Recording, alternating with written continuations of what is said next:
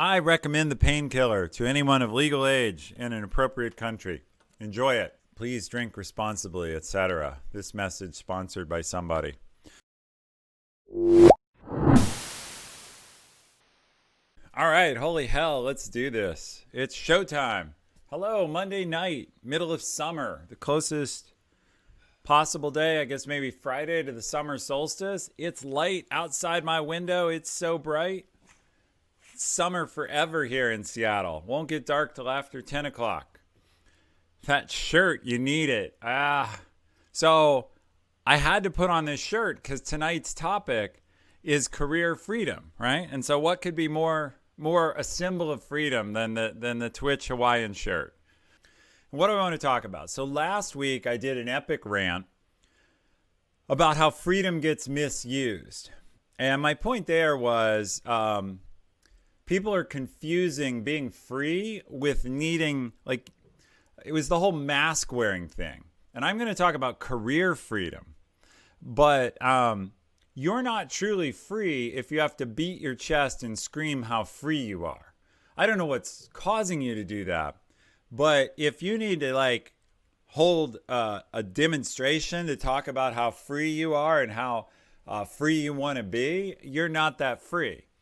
A truly free person can do that, but doesn't have the same urgent need to necessarily.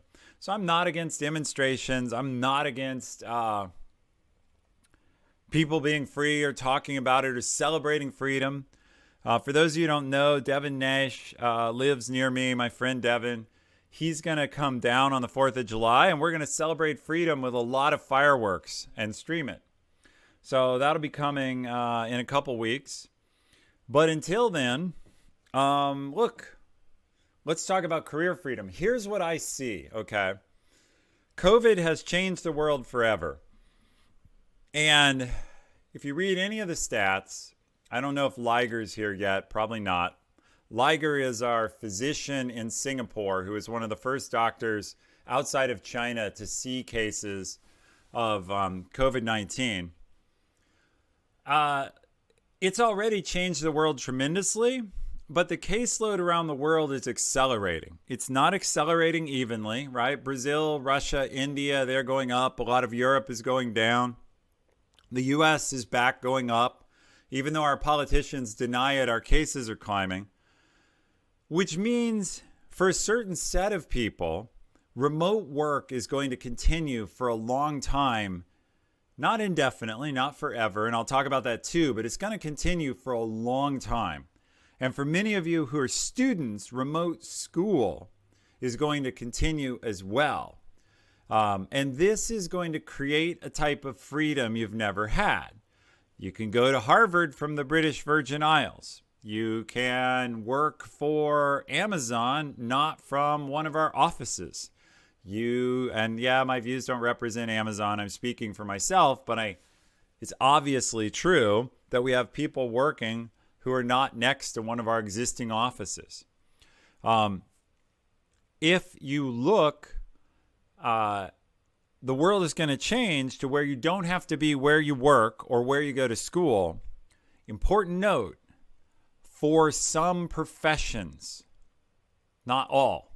So right now, until we have very good drone tractors, if you want to be a farmer, you got to be on the land you're going to farm. Or if you're going to be a truck driver, a career that's going to go away soon because of autonomous cars, you got to be in the truck. If you work in a restaurant, you're kind of stuck at where the restaurant is. But for knowledge workers, this is no longer true. Now, we can imagine some people will be able to go live in far-flung, beautiful places. They really will do their jobs out of sun-drenched islands. And there's probably money to be made if you can figure out a high-speed internet solution to some sun-drenched Caribbean island and that's got decent health care and good restaurants, or because all the tech workers are going to want to live there.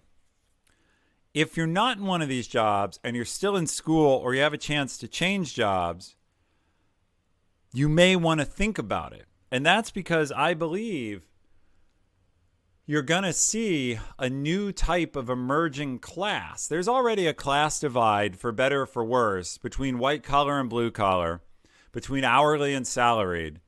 And the tech worker / information knowledge worker is about to jump forward in that.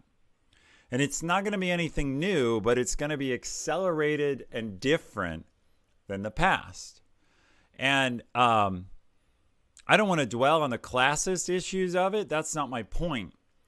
But one set of people is going to be able to live where they want, often in more beautiful, cheaper, healthier, safer surroundings than others. And for all of you who want to talk about career freedom and want to think about planning to have a free career, a freeing career where you can do more of what you want to think about how can you make sure you have that freedom and are not tied to the place where your physical job requires you to be. And so I think pretty strongly you may want to start thinking about how to do that. And I will remind you all, ask questions in our Q&A tool, because I'm only going to talk about 5 more minutes, and then I want to hear your opinions on this.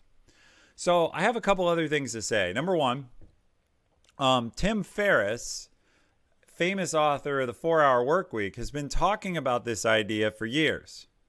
So we'll go over here for anybody who doesn't know it. And we'll bring up his book, The 4-Hour Workweek, Escape the 9 to 5. Importantly, live anywhere and join the new rich. I want to talk about those two parts. The 9 to 5, I'm not sure that's going to go away, but live anywhere and join the new rich, those two things are very possible. And as you can see, I've bought this book 3 times. The last time in 2010, but I own 3 different copies.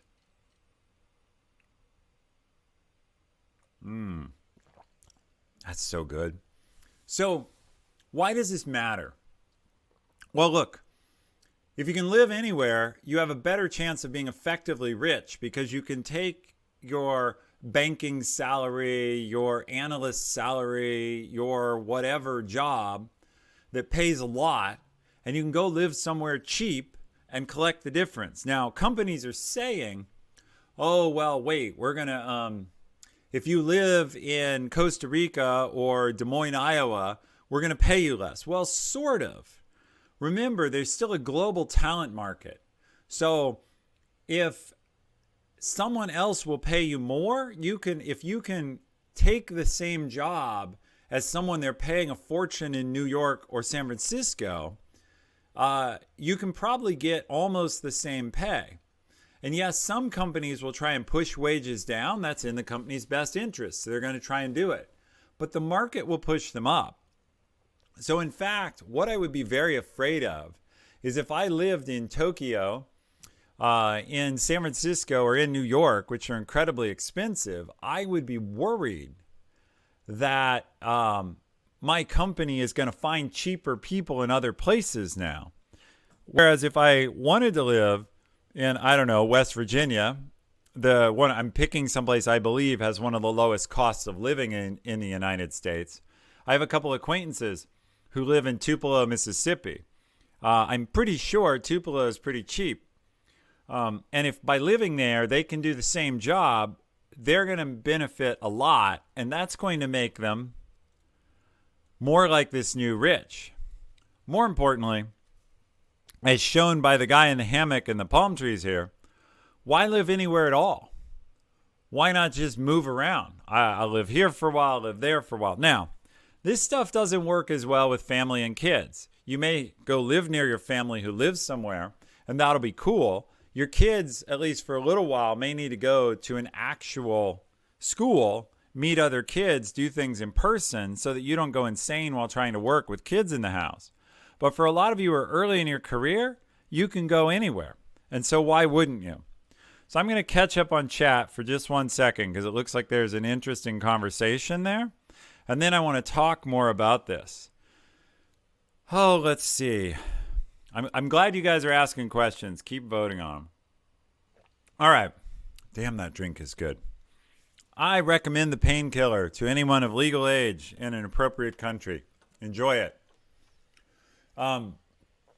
Please drink responsibly, etc. This message sponsored by somebody. Magnesium, have fun. All right. So what's the rest of my point here? Let's go back. You've seen this book, you know. Oh, Tim Ferriss writes all about this. He wrote about it 10 years ago. But back then, companies weren't very supportive about it. So his whole book is how to convince your company to do it. He's got like a whole chapter on how to wheedle your company into letting you work remotely. You can literally just cut that chapter out of his book and throw it away because you don't need it anymore. And it's been made the norm.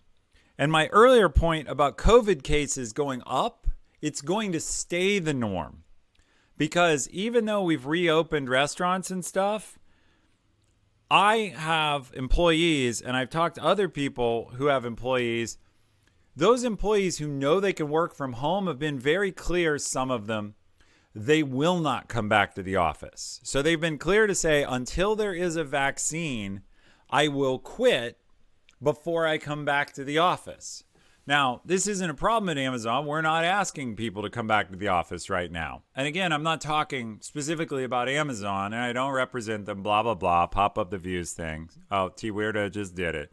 But the fact is, you can, people aren't going to come back, and so offices are going to provide that option. Now, the next thing, I may have our virologist buddy, Dr. Rackaniello, back on.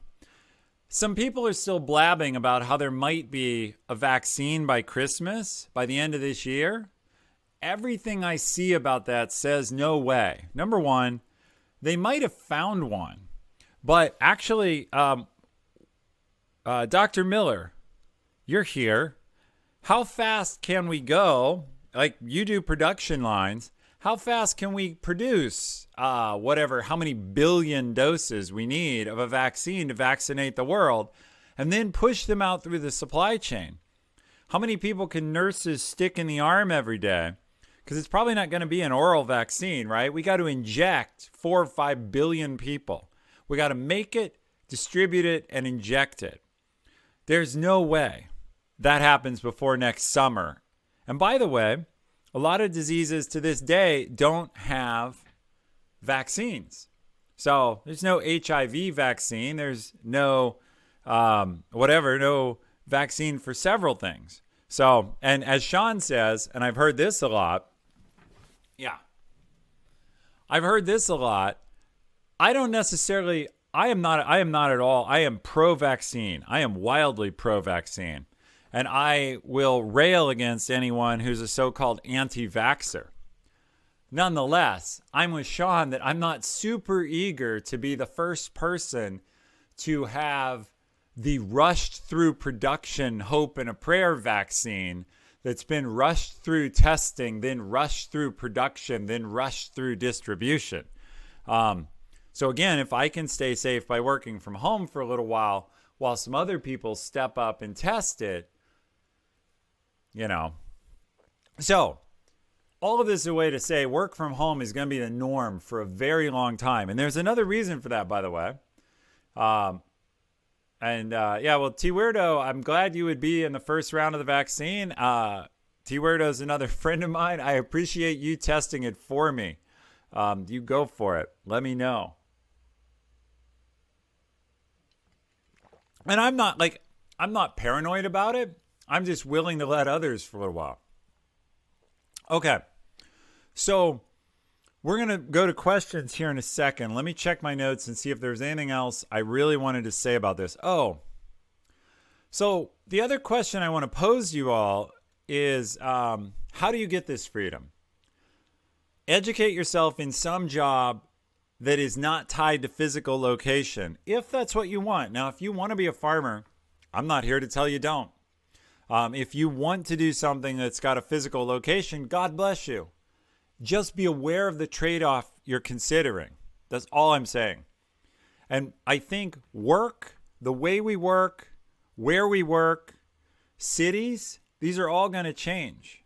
There's already some evidence people want to move out of cities. Now it will be slow.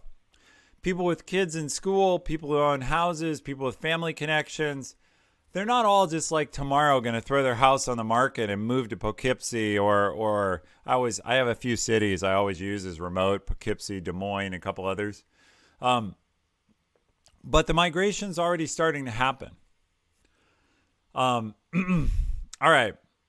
So freedom of choice is coming to those who can work remotely. For a lot of you, we did the show last week on career pivots. As you think about a career pivot, think about this. Think about also how working remotely means that you can change jobs. You have a lot more job opportunity. You don't have to move across the country. Once you find a place you like, you can change jobs without having to change cities. Like, I've gotten some very cool executive job inquiries. They require me to move out of Seattle, which I don't want to do. Well, now they wouldn't do that. If I got those same job inquiries today, I might call them back.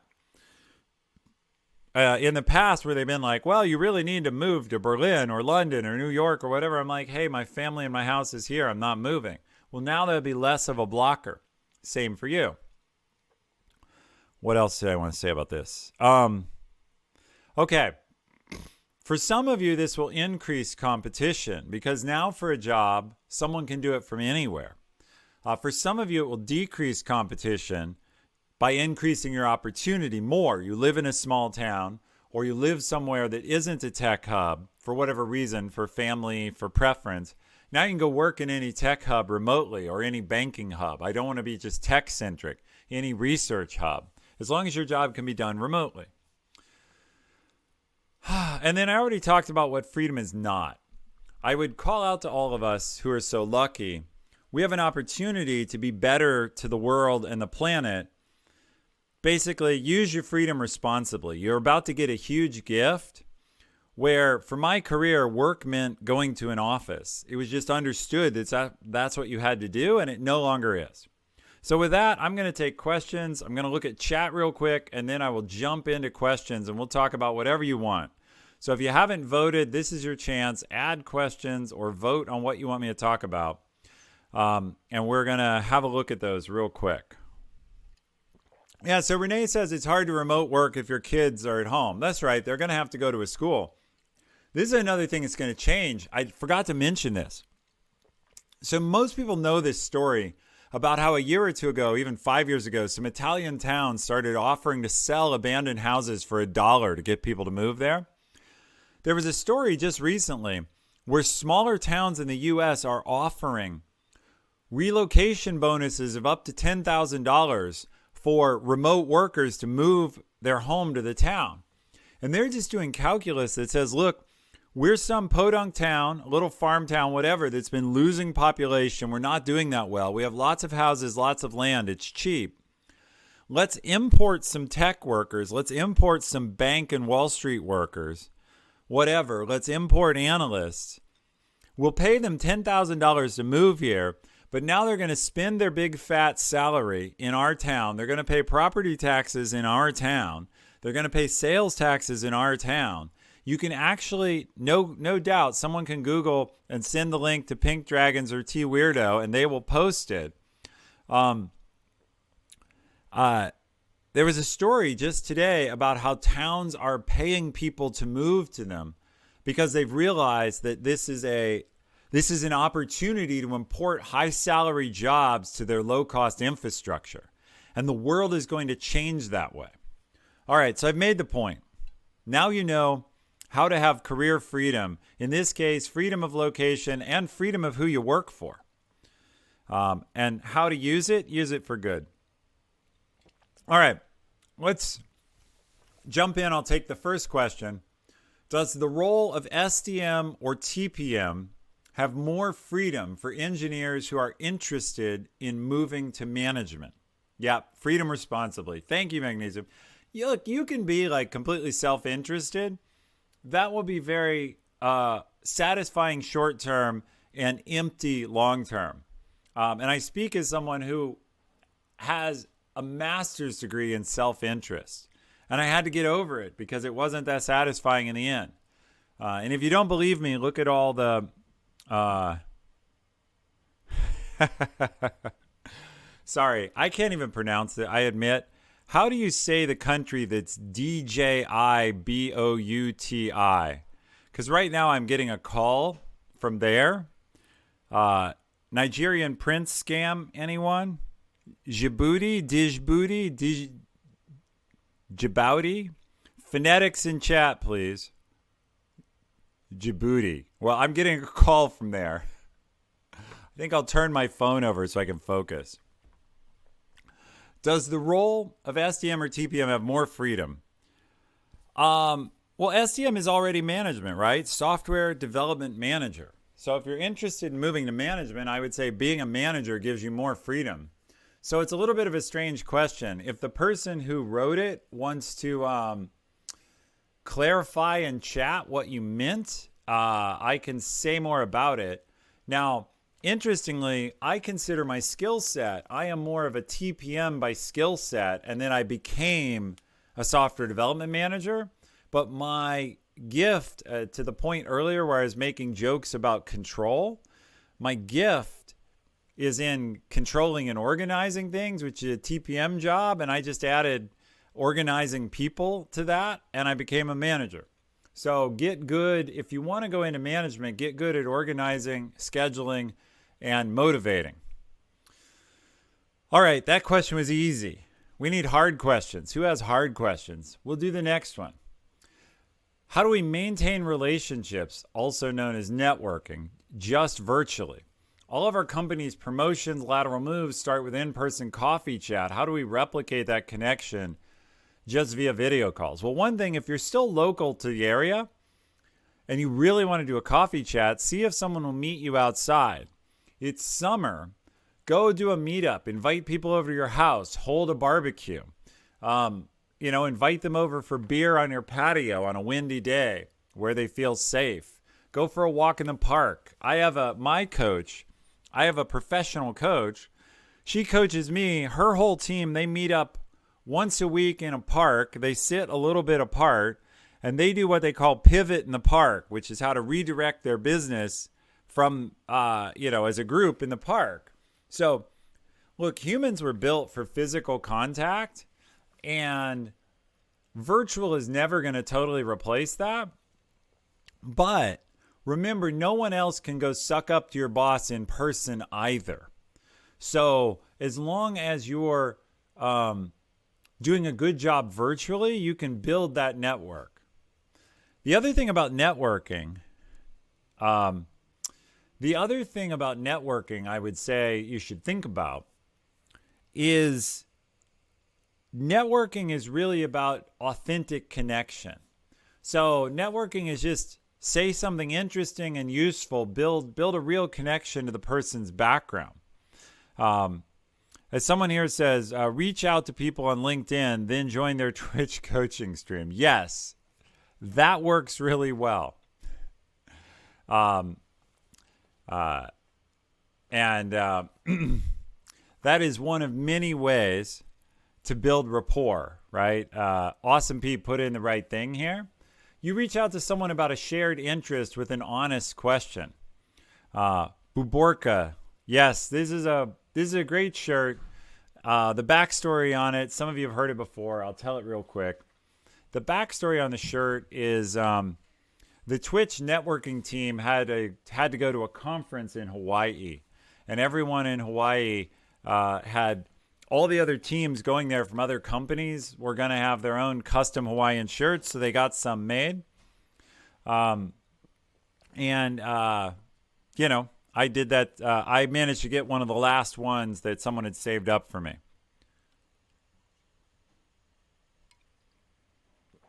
My stream is buffering. That is not good.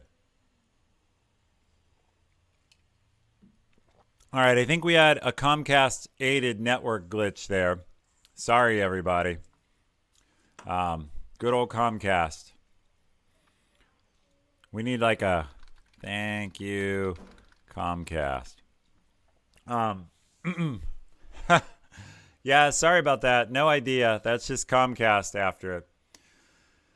Okay, what else would I say about networking? Look, Devin and I have done a whole show on networking. Networking is about reaching out with any kind of common interest you can build rapport around.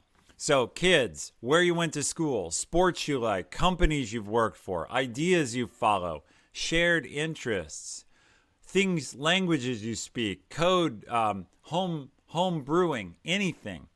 The key is be legitimately interested in the other person. Be curious.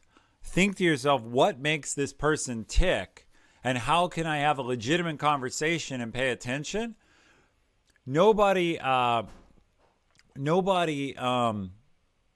Basically, most people like to talk about themselves. Nobody minds talking about themselves. And most people like it when you show interest in them. The other thing about networking is realize you don't need a 100% hit rate.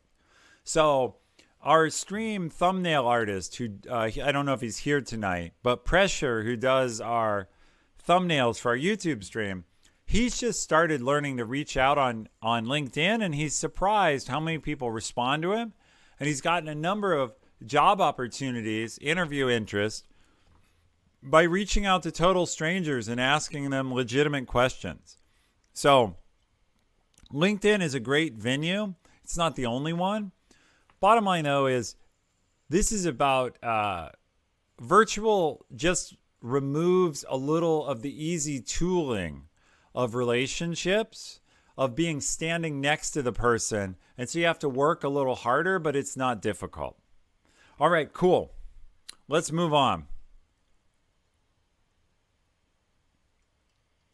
And by the way, most of the questions, we don't have a lot of questions tonight. I expect this will be a short stream unless y'all ask some more, and that's okay. It's a beautiful evening out. I wanted to cover a quick point. I will answer these remaining questions, and I want you to put in more.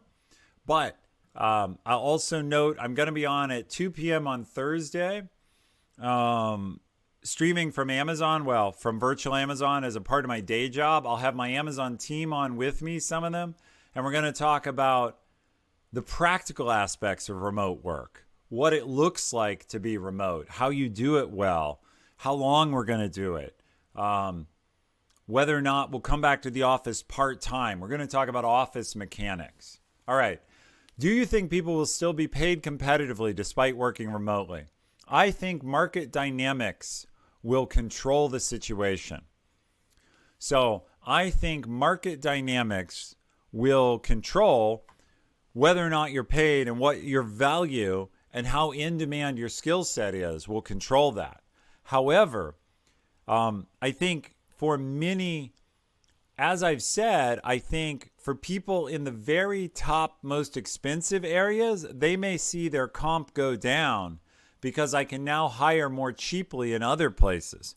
Why should I pay the premium to have you in San Francisco when I can hire somebody else who's not in a downtown San Francisco condo?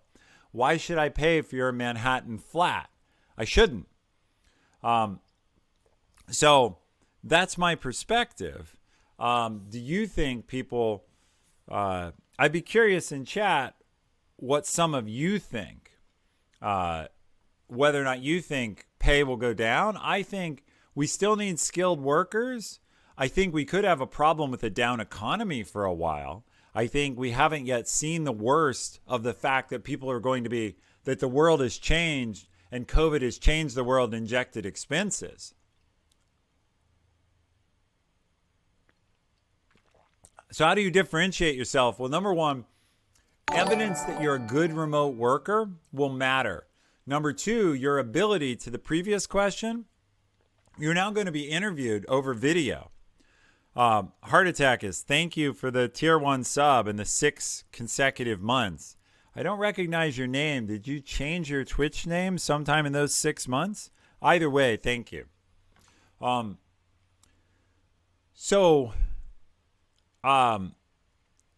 the question in chat from Awesome, how do you differentiate? You're going to have to differentiate by interviewing well and then by the magic loop. I'm going to do a whole show on the magic loop soon. I'm going to actually record a video and put it up on my website. So let's see. We can test this out. We added a chat command for the magic loop. Differentiating yourself has not changed. You do these things we call the magic loop. I'll do that show soon. And I'm going to write up the content and post it permanently on my website so that I can add a link to this. But that magic loop concept, that's how you differentiate. It's the same way you differentiate in person. Only here, proactive communication. Find a reason to send your boss email, because if your boss has 20 people working for him and is busy, he may not notice your accomplishments. You don't always have to be like, hey, boss, I took out the trash. Hey, boss, I took out the trash. But finding a way to surface proactively, because otherwise you can be out of sight, out of mind.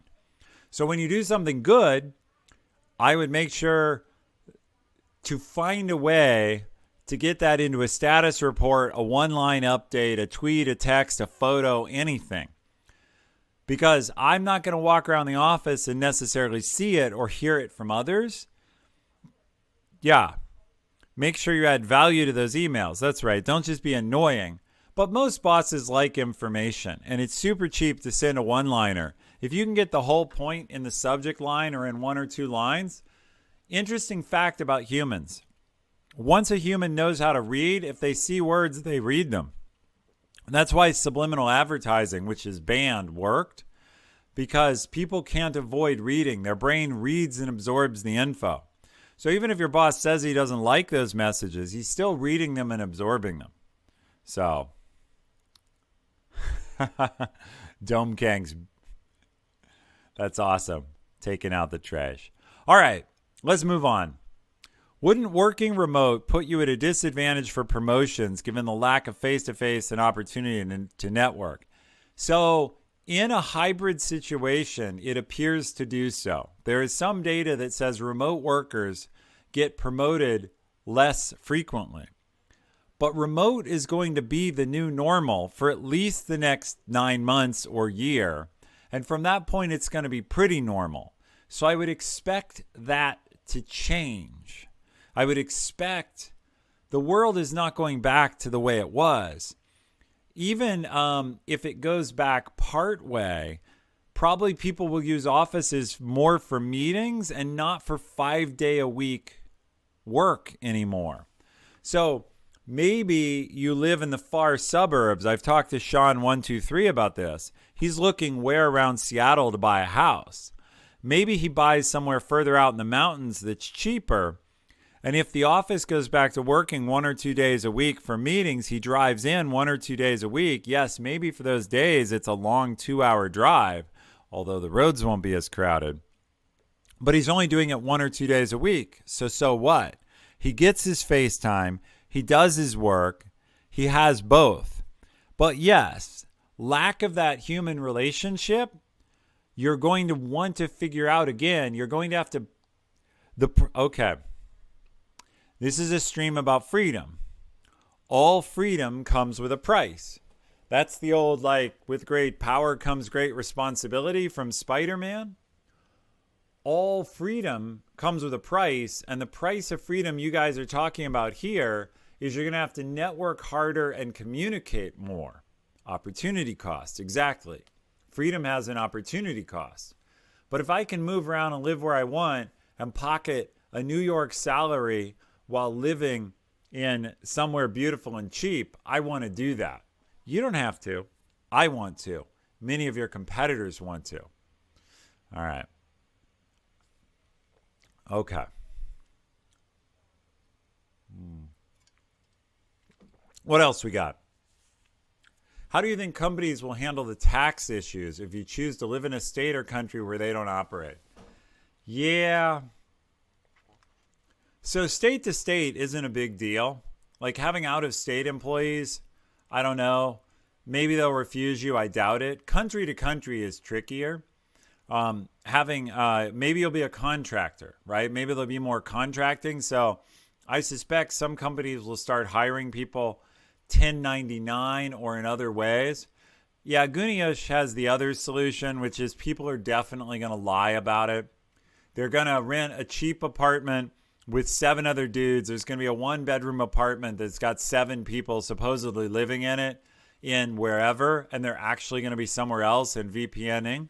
I'm not recommending that. I'm sure it's going to happen. You're going to have, and a lot of companies, again, not any companies I know, but a lot of companies are going to look the other way because in the end, they have better things to do than be a police force on behalf of the various tax departments. So you may choose, like Washington has no state taxes.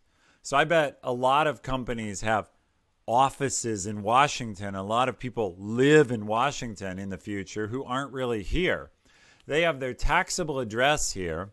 Hell, I could probably make money soon renting out an invisible room in my house to someone who wants to live elsewhere, and I become their alibi. It says, no, he lives in Washington, of course, when in fact he's somewhere else. Yeah, Washington State has no state income tax. They have taxes. They just don't have income tax. So, yeah, we have a 10% sales tax, but from an income tax generally hits, look, sales taxes are regressive. They hit everyone equally on consumption. Income tax, if you're high earning, which most people on this stream, even though you may not be today, will be high earning one day, lack of income tax is better than high sales tax. So a lot of companies are incorporated. Yeah, the companies are incorporated in Delaware, AW 1442 says, for tax purposes. But you will see now, you'll basically see people will start incorporating themselves effectively in cheap jurisdictions. And just look, someday states will catch up to that, states and companies. But states and companies are very slow to move. You have 10 years. You have 10 years where you're going to be able to, if you choose, and it will be illegal, and I don't recommend it, but if you choose to go hide where you're living to dodge taxes, you will be able to for 10 years before people catch up to it. At least 10 years. That's my opinion. So, and taxes are taxes, but, well, you know, Kashim K, am I really a slumlord if no one's here? Yeah, the rise of Silicon Prairie in South Dakota. That stuff is coming for sure. So, all right. Water.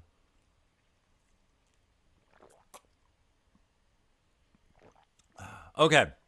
When will AWS start hiring remote? Asking for East Coast friends who don't want to move anywhere near New York City. So I never comment on Amazon issues. My belief, not commenting on it, is there are plenty of jobs. Like AWS is not normally based in New York City. Its main hiring hub is down near DC. And AWS has, I can say, has about 10,000 open jobs. So you ought to be able to find a job anywhere you want for AWS, I think. But I don't address specifics about, I never address Amazon policy specifics. So sorry about that. We'll move on. Let's see what else we got. If you're one of the first in the office, are you more likely to be viewed as a strong demonstrator of ownership? Probably. Do you mean first in the office in the morning? Do you mean first elsewhere? I don't know exactly what you mean. Look, the way to be viewed as a strong owner is to take things, get them done, and when problems arise, I was interviewing a guy today, and he had a brilliant answer to something. I was asking him how he selected people for a job, and he ran a news network. So he ran a small local news network, ironically, for a Verizon service in New York in the past. And he said, look, I interviewed people, and I asked them, hey, how do you feel about the fact that if breaking news comes up in the evening, you might have to work late? And when people like shrank from that, he knew that they weren't going to do well in the news business because news always arises at the most inconvenient time. You don't control when the train derails. You don't control when the scandal breaks. So he wanted people who ran towards the fire. And if you want to be viewed as an owner, it's really simple. When there's a problem, run towards it and ask how I can help. What can I do to share responsibility and fix this? Now, one way to do that is be in the office early and be looking for work and contributing. But that's not the only way. So if you want to be viewed as an owner, run towards the problems. And even when it takes extra work from you or work you're not good at or you get yelled at, deliver results. That's how you get viewed as an owner. Yeah, so Guniash, it was a good question. Guniash said, that's a good retention type hiring question. The point of his question was, he tried to disclose his tactic was disclose the bad things about a job to someone and see if they still opt in. And there's actually psychology behind this. Once I tell you all the bad things, you may not come. But if you do, you're now more committed. And I can talk about Amazon policy here. When we bought the shoe site Zappos, Tony Hsieh, who ran Zappos, had a thing where he kept losing customer service reps because customer service is hard.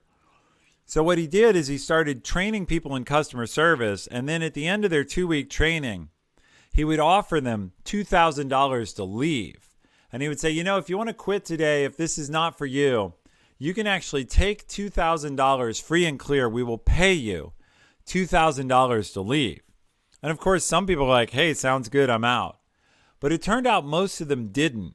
But the important thing is, having turned down the $2,000, knowing that some customers would yell at them, and that some customers would curse at them, and some would be racist, and some would be unreasonable, they were actually more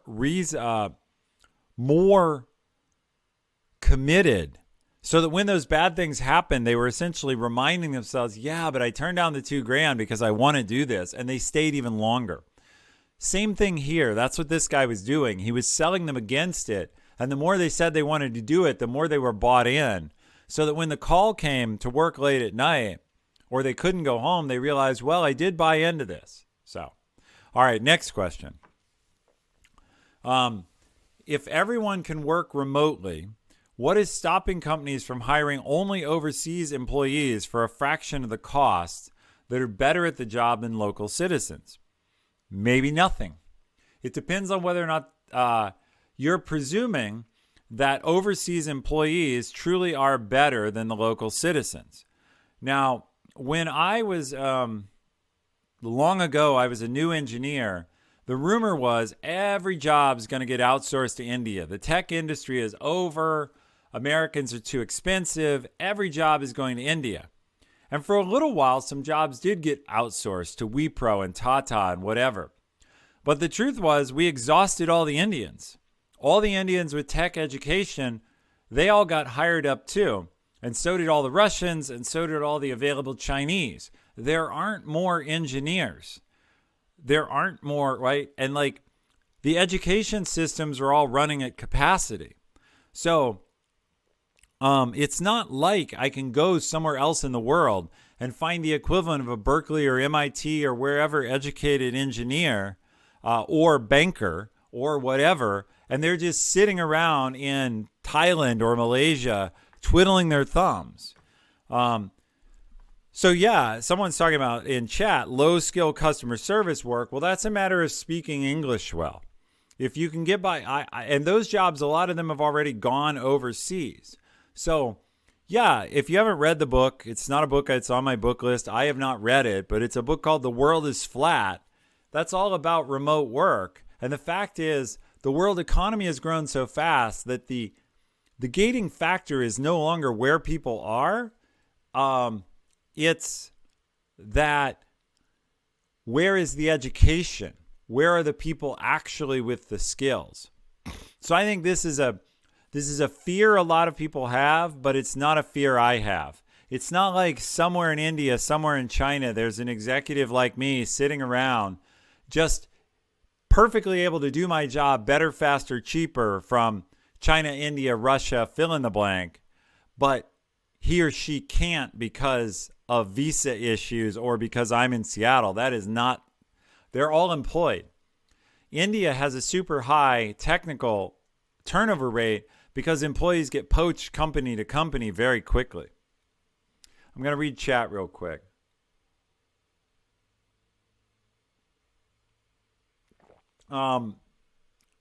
Buborka, yes, we have thought about making a clips channel. It takes a lot of effort, and so I haven't done it. We need a fast or easy way to do it. When I visited, Sean123, when I visited Vegas, Tony lived a couple of houses down in a Zappos van. That's cool. We'll have to talk about that sometime. I didn't know that. Somebody's asking about NDAs and non-competes. So I don't know. All right. What are your top 3 motivating employees approaches? the way to motivate employees is figure out what they love and let them do what they love. I was reading about this last night. I'm going to talk about, I've said I'm going to start going through the book 9 Lies About Work. And one of them is that it's about work-life balance and people are motivated by work-life balance. Motivating, there's actually research that shows, I guess, that as long as you get to spend at least 20% of your day doing things you truly love, as long as you get to do things you love 20% of your day, you'll be very happy with your work. So the best way to motivate people is find things that excite them and let them do those things as long as they're in line with your job. And so you try and align people to their job. So.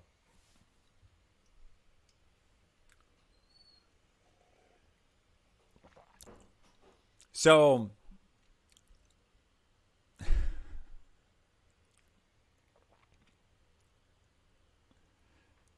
I'm watching some banned chat messages, and it's funny to watch them go by.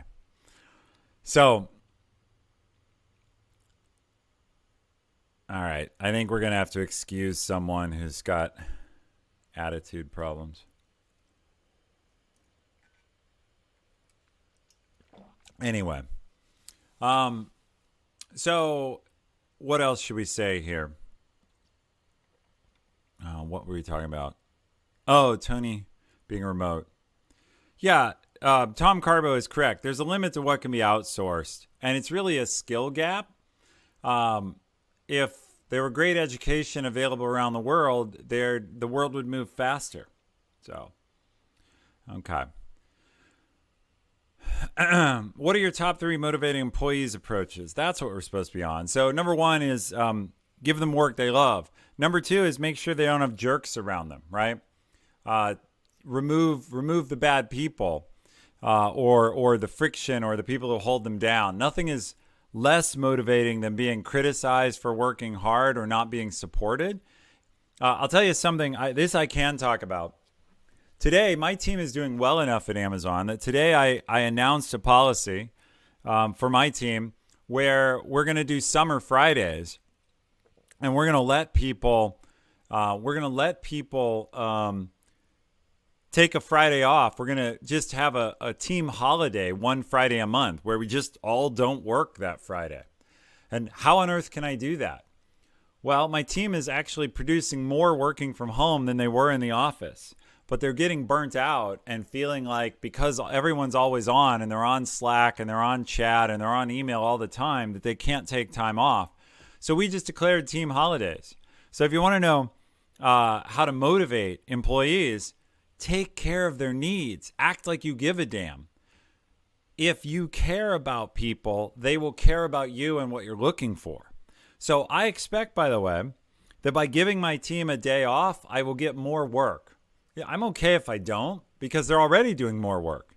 But I suspect by giving people a day off, I'll get even more, right? And you just think about how all of you are reacting in chat. If your boss came along and just said, you know what, this team's doing a great job, we're going to give you one Friday a month off, you're probably going to be that much more motivated on the other 19 or 20 days a month. And in intellectual work, in knowledge work, you being motivated and engaged and giving a damn is worth more than 1/20th of your time. Chaining you to a desk is not my goal. Having you want to be at your desk and giving me your best effort is my goal. And then someone earlier said dollars, right? How much is money a motivating factor? Well, look, there's no question. Money is what's called a hygiene factor.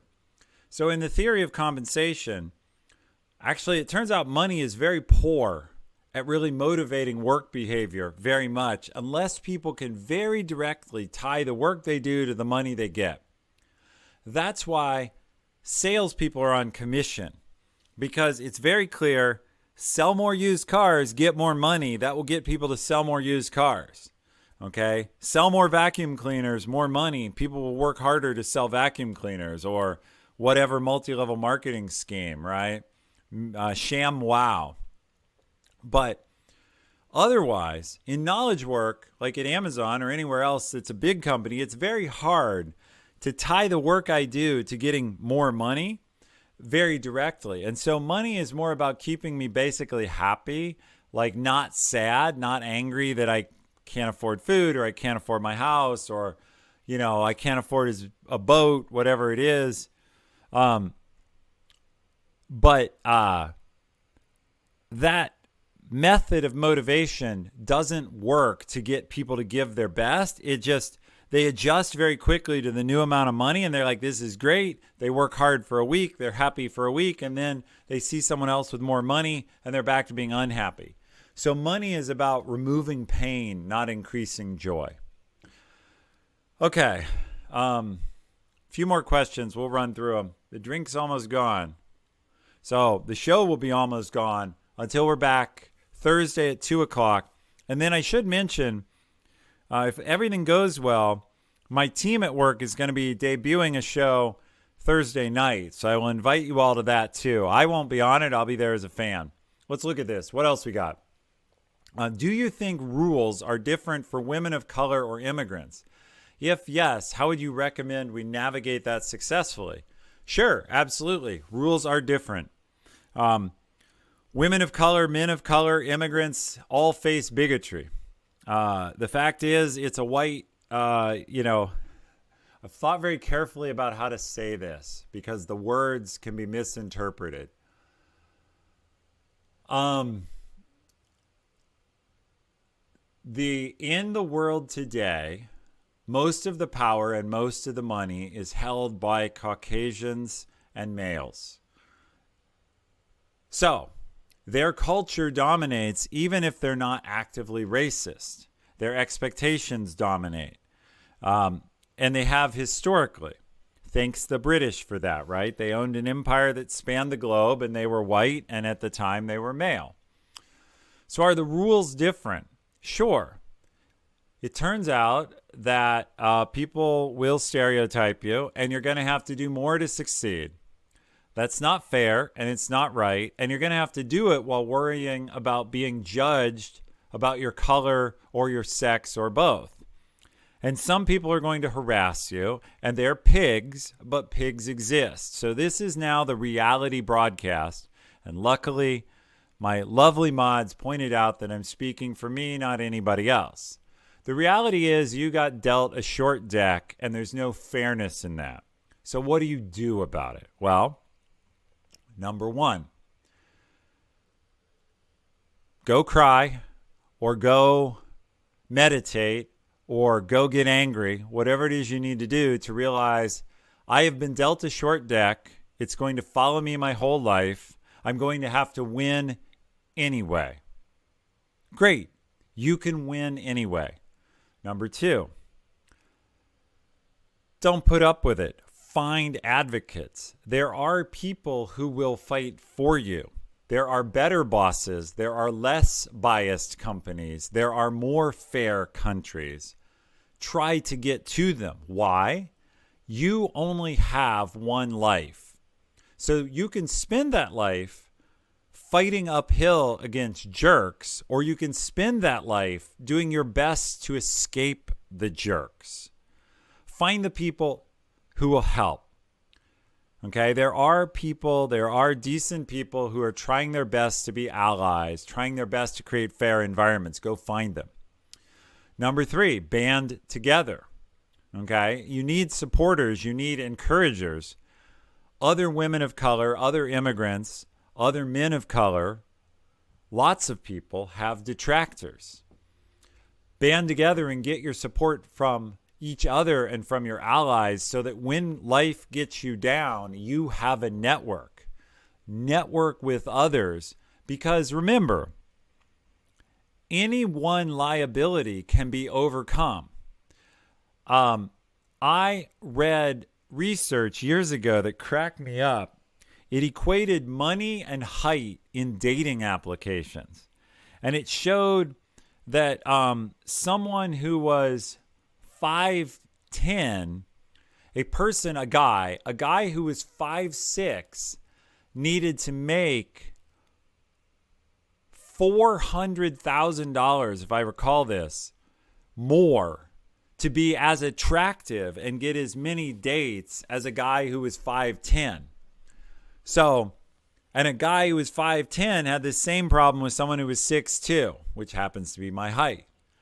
But the point actually in this story is the guy who was 5'6" and had 400 grand in his wallet could get plenty of dates. You can overcome one liability with another. I've told you honestly, it's a sucky, unfair world. You've been dealt liabilities, but you can overcome them. And there are tactics to do that. Be well educated, fight the stereotypes, don't add a liability. So, for example, dress in a business appropriate manner.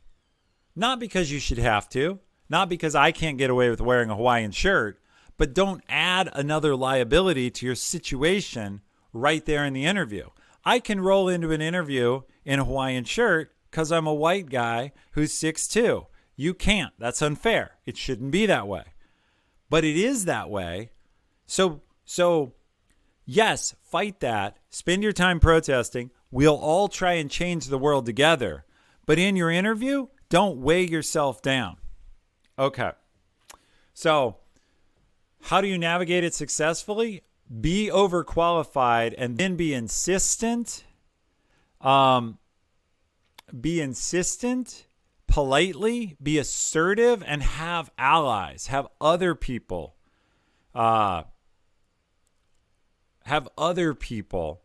advocate for you. And yeah, you're going to have to put more work into it. I wish that wasn't true. It's not fair, but it exists. It's a great question. Whoever asked this, great question. Thank you. I love hard questions. This one's tough, and it's not one that's fair, but it's we might as well address it.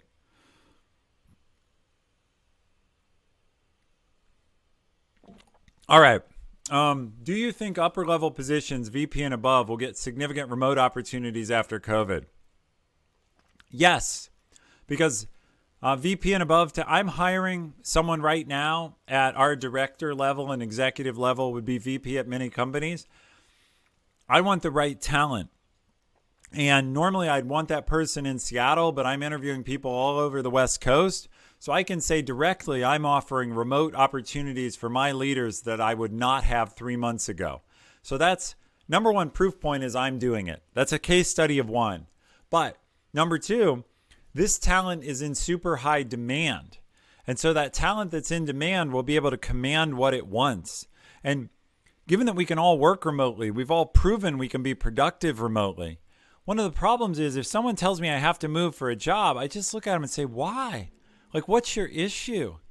We've proven we can work remotely. I work fine remotely for Amazon. I've been doing it 3 months. By the time this is over, I will have been doing it for a year or more.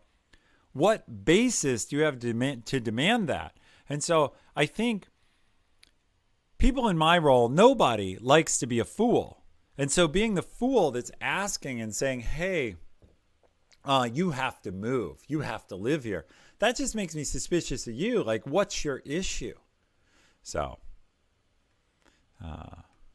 yeah, Duke, we talked about this earlier, okay? Stow your anger on this one.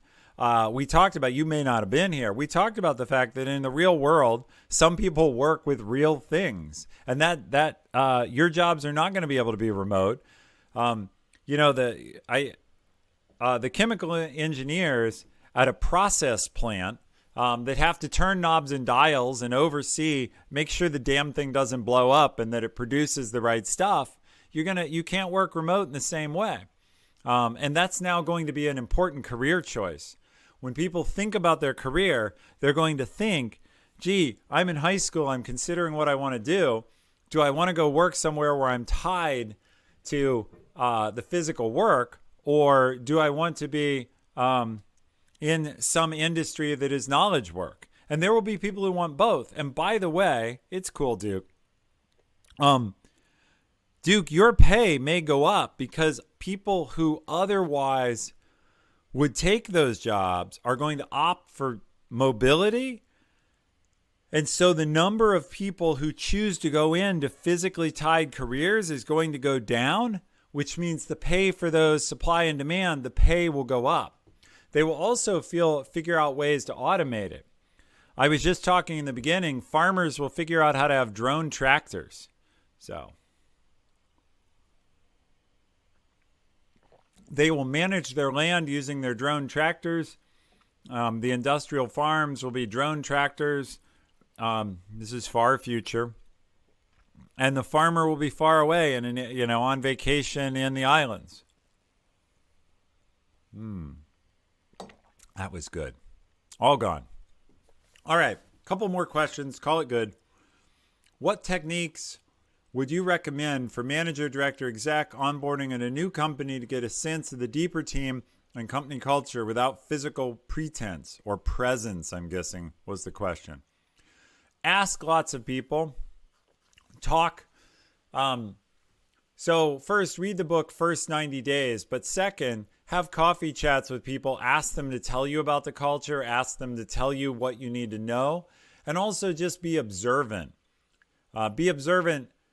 Culture is what the company actually does and how things get done. You're going to need to be more observant. But I would say this is all about asking questions. Read the book Humble Inquiry. Humble Inquiry. I need to update my book list, Something Fierce. It's a good book I've read. Learn to ask good questions. People love to answer questions because they think you're interested in them. Get them talking about, so what have you, a great question here is like, what are the 3 most important things you've learned about the culture that I should know? What's a surprise you learned about the culture? Can you tell me about how you were surprised? Just keep people talking. Last question. How should companies interview candidates to tell they will work virtually? Working in the office can be sensed from the one-on-one interviews. However, how people type and act while work from home can be different. Do it on video. We do all of our interviews on video. So it's not about how you type. And yeah, we don't know. Maybe you'll be a jerk if you ever go back to the office. Like maybe you don't do well with people. Maybe you're doing the interview. Maybe I right now am not wearing pants. It's unknowable to all of you there. Maybe I've been secretly laughing because I'm only wearing underwear down below the microphone. You don't have any way to know. But does it matter? You assume I'm wearing pants. I assume I'm wearing pants. So I am standing up. I'm at a standing desk. But seriously, I haven't found any difference interviewing people virtually. It's the same questions. Now, if you have a job where they're eventually going to have to work physically next to you, that might be different. But I haven't seen any issues.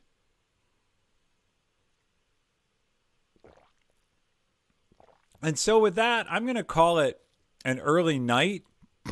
We have a great show coming up. But I also want to point out there's been a ton of news that because of my role, I really can't talk about in Twitch world today. And my good friend Devin Nash, who many of you know, is streaming about it right now. So I promised Devin we would go drop in. So rather than end with my usual offline stream, I'm going to set up a raid to go over and see Devin world. There's been a ton of changes in the Twitch world. So let's raid Devin. And I've played a little bit of chess. He had the chess guy on. But let's join him, and I hope to see you all here Thursday at 2 o'clock or on a future channel, a future broadcast. If you haven't followed or joined our Discord, please do.